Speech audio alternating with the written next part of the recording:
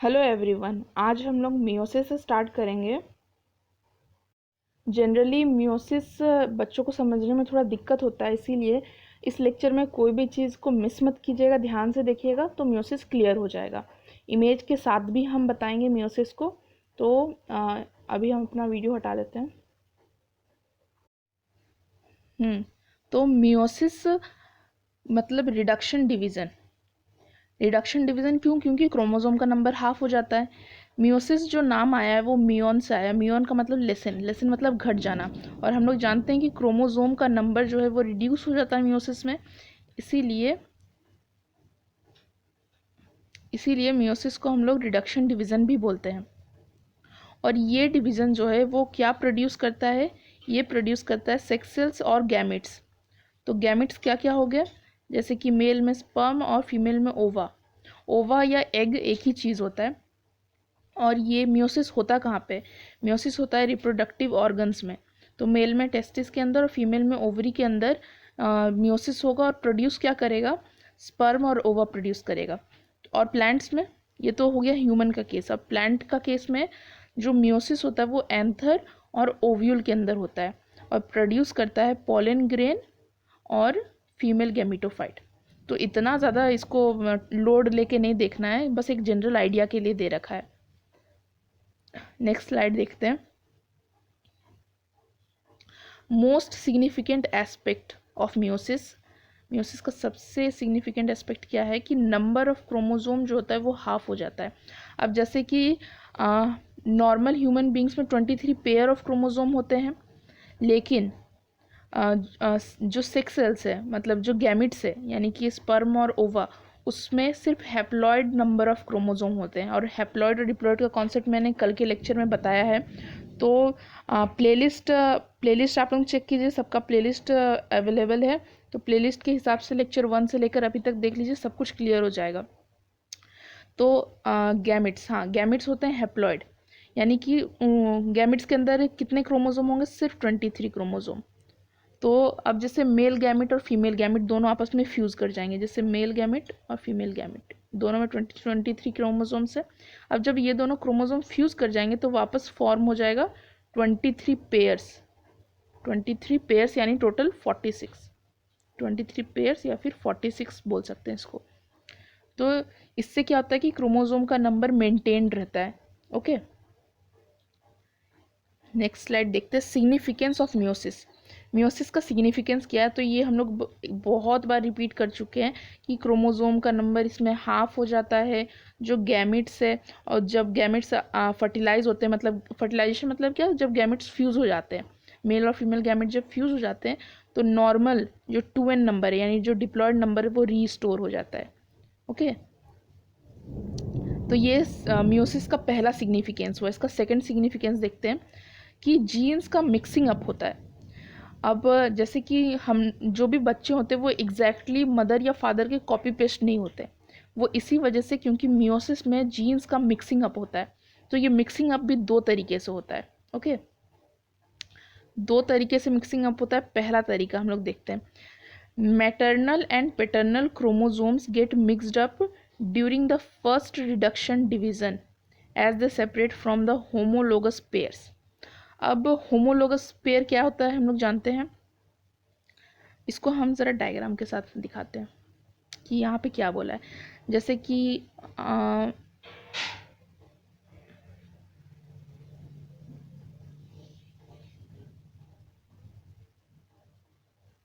ये दोनों साइज और शेप में बिल्कुल एक जैसे हैं, तो ये दोनों हो गए होमोलोगस पेयर ऑफ क्रोमोसोम।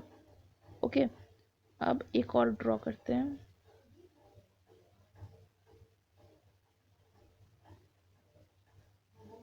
ये दोनों भी साइज और शेप में इक्वल है, इसलिए यहाँ पे ये दोनों हो गए होमोलोगस क्रोमोसोम। अब जैसे कि ह्यूमन बींग्स में 23 पेयर्स होते हैं, यहाँ तो मैंने सिर्फ 2 पेयर ड्रॉ।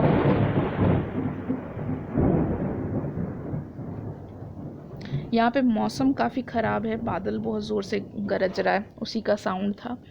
ओके, तो कंटिन्यू करते हैं। यहाँ पे मैंने 2 पेयर ऑफ क्रोमोसोम को ड्रॉ किया है। तो यहाँ पे जो ये फर्स्ट पेयर है ये होमोलोगस क्रोमोसोम है और ये दोनों होमोलोगस क्रोमोसोम है। अब इसमें से अगर ये और ये लिए एक एक सेट, तो ये क्या ये दोनों होमोलोगस क्रोमोसोम है? तो नहीं। तो होमोलोगस क्रोमोसोम क्या है समझ में आ गया। तो अब जैसे कि ये जो होमोलोगस पेयर है, इसमें से एक जो है, एक हम लोग में मदर से आता है और एक फादर से आता है। तो मियोसिस के दौरान क्या होता है कि ये होमोलोगस क्रोमोसोम जो होते हैं वो अलग हो जाते हैं एक दूसरे से। ओके, अब मिक्सअप होने का मतलब ये, जैसे सपोज ये मदर से आया, ये फादर से आया, और इस केस में ये वाला मदर से आया है और ये वाला फादर से आया।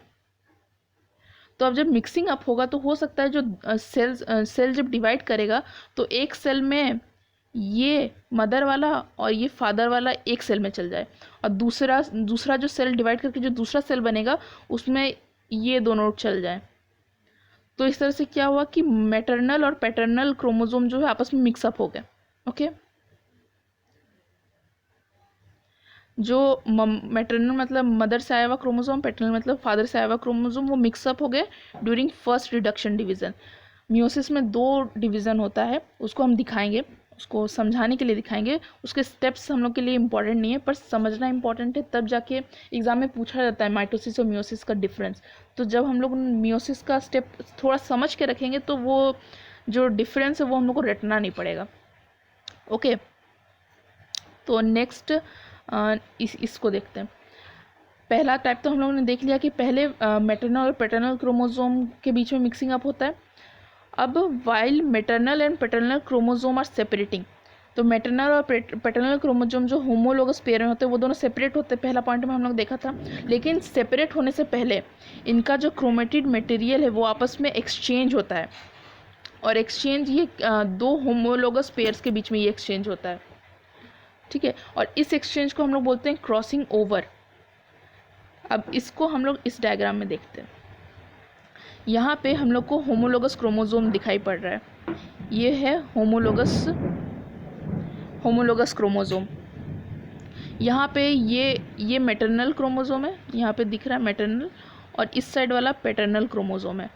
अब यहाँ पे हम लोग देख रहे हैं कि यहाँ पे मिक्सिंग अप हो रहा है, इस जगह पे मिक्सिंग अप हो रहा है। और मिक्सिंग अप होने के बाद इस डायग्राम में हम लोग देखें, ये डायग्राम है कि मिक्सिंग अप होने के बाद क्रोमोसोम कैसा नज़र आ रहा है। तो यहाँ पे हम लोग देख सकते हैं कि इस पॉइंट पे मिक्सिंग अप हो गया है। तो ये जो मिक्सिंग अप हो रहा है इसको हम लोग बोलते हैं क्रॉसिंग ओवर। ठीक है, crossing over between maternal and paternal chromatids. ठीक है, अब नेक्स्ट लाइन देखते हैं। काइज़मा, प्लूरल में इसको हम लोग काइज़माटा बोलते हैं, is X shaped structure formed due to crossing over between non sister chromatids of the paired homologous chromosome. अब यहाँ पे क्या बात लिखा हुआ है इसको हम डायग्राम से दिखाते हैं। यहाँ पे काइज़मा लिखा हुआ दिख रहा है, प्लूरल में क्या बोलेंगे काइज़माटा। तो ये एक्सेप्ट कुछ एक्स शेप का हम लोग को दिख रहा है। ओके, और ये जो काइज़मा है वो 2 नॉन सिस्टर क्रोमेटिड्स के बीच में फॉर्म हो रहा है। सिस्टर क्रोमेटिड्स क्या हुए?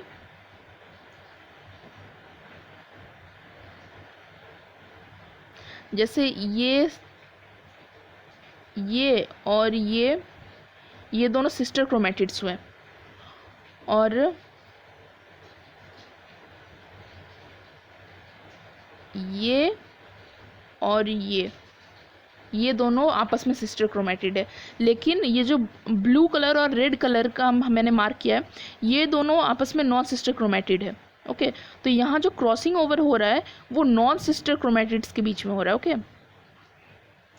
ये दोनों नॉन सिस्टर क्रोमेटिड्स है, इन दोनों के बीच में क्रॉसिंग ओवर हो रहा है। अब वापस देखते हैं। हाँ, ये दोनों नॉन सिस्टर क्रोमेटिड है, पर होमोलोगस पेयर का नॉन सिस्टर क्रोमेटिड होना चाहिए। ये इंपॉर्टेंट है कि क्रॉसिंग ओवर 2 होमोलोगस पेयर्स के नॉन सिस्टर क्रोमेटिड्स के बीच में होता है। यानी कि ये दोनों होमोलोगस पेयर है, मतलब शेप और साइज में इक्वल है, पर एक ही क्रोमोसोम के 2 क्रोमेटिड्स के बीच में क्रॉसिंग ओवर नहीं होगा, 2 नॉन सिस्टर क्रोमेटिड्स के बीच में क्रॉसिंग ओवर होगा। आई होप ये पॉइंट क्लियर हो गया होगा। ओके, माइटोसिस एंड मियोसिस का डिफरेंस ये बहुत इंपॉर्टेंट है, पर अगर इसको हम डायरेक्टली बताएंगे तो थोड़ा सा रटना पड़ सकता है। इसको हम डायरेक्टली नहीं बताएंगे, इसको बताने से पहले ज़रा ये डायग्राम हम लोग देखते हैं। यहाँ पे एक ये जो है ये इंटरफेज का दे रखा है, इंटरफेज जहाँ पे डीएनए अभी तक रेप्लिकेट नहीं हुआ है, इस जगह पे डीएनए रेप्लिकेट कर चुका है। ओके, अब ये यहाँ पे सेल डिवाइड करने वाला इस जगह पे।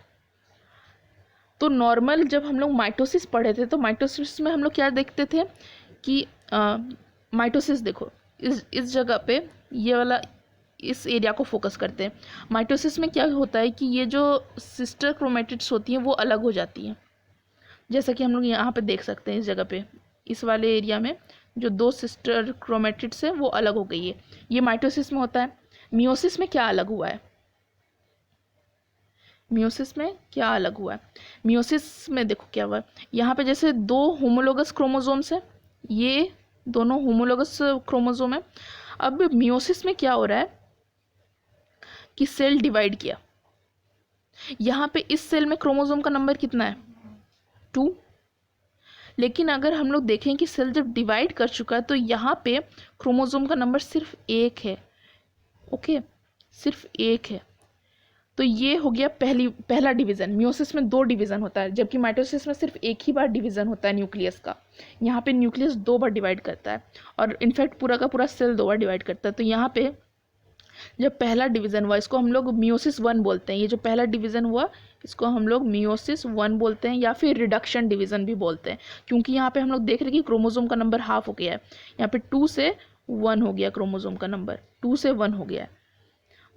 ठीक है, और यहाँ पे हम लोग देख सकते हैं कि क्रॉसिंग ओवर यहाँ पे सेल डिवाइड करने से पहले क्रॉसिंग ओवर हो गया है, इन दोनों के बीच में मिक्सिंग अप हो गया है। यहाँ पे मिक्सिंग अप हो चुका है। ओके, जो होमोलोगस क्रोमोसोम के जो नॉन सिस्टर क्रोमेटिड्स है उनके बीच में क्रॉसिंग ओवर हो चुका है। अब ये सेल जाएगा दूसरे डिवीज़न के लिए। ये जो दूसरा डिवीज़न होता है ये बिल्कुल माइटोसिस की तरह होता है, लेकिन इसको हम लोग बोलते हैं मियोसिस 2। लेकिन ये बिल्कुल डिट्टो जैसे माइटोसिस होता है, बिल्कुल वैसे ही ये जो सेकंड डिवीज़न है वैसा होता है।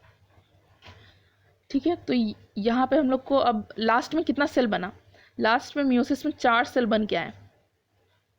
ओके, जबकि माइटोसिस में सिर्फ 2 सेल बनते थे, मियोसिस में 4 सेल्स बन गए। अब हम लोग देखते हैं इसका डिफरेंस माइटोसिस और मियोसिस का कहाँ होता है। माइटोसिस होता है सोमेटिक या बॉडी सेल में। सोमेटिक बोले या बॉडी बोले एक ही बात है। तो माइटोसिस होता है सोमेटिक सेल में, जबकि मियोसिस सिर्फ रिप्रोडक्टिव सेल के अंदर होता है। और व्हाट फॉर माइटोसिस क्यों होता है? माइटोसिस होता है ग्रोथ और रिप्लेसमेंट के लिए, रिपेयर के लिए भी बोल सकते हैं, जबकि मियोसिस सिर्फ और सिर्फ गैमिट फॉर्मेशन के लिए होता है, मतलब कि स्पर्म और एग के फॉर्मेशन के लिए। व्हेन इट ऑकर्स, माइटोसिस कब होता है? Through out life. हम लोग को कभी भी हाथ में कटवट लगेगा तो हम लोग को वो cell through out the life भरेगा। लेकिन मियोसिस कब होगा? रिप्रोडक्टिवली एक्टिव एज में ही होगा, छोटे बच्चे में मियोसिस नहीं होता। Okay, number of daughter cells produced. अब number of daughter cells produced, mitosis में सिर्फ 2 सेल्स प्रोड्यूस होती है क्योंकि सिर्फ एक ही बार डिवीज़न होता है, लेकिन मियोसिस में 4 डॉटर सेल्स प्रोड्यूस होती है। इससे पहले वाले डायग्राम में हम लोगों ने देखा था। तो अब जब वहाँ पे हम लोगों ने देख लिया था तो यहाँ पे हम लोग को रटना नहीं पड़ा। Okay, number of chromosomes passed, यहाँ पे 5th नंबर पॉइंट मैं बोल रही हूँ, number of chromosomes passed on to each daughter cell. यहाँ पे full set of chromosome pass होता है यानी डिप्लॉयड, लेकिन मियोसिस में half the number of chromosome pass होता है यानी कि haploid number of chromosome pass होता है।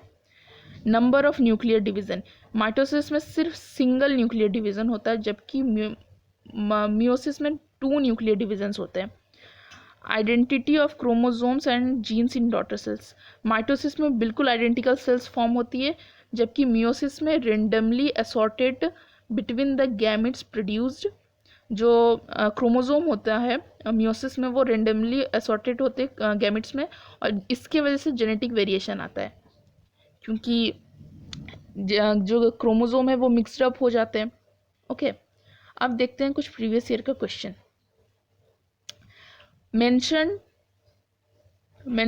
2 points of difference between mitosis and meiosis।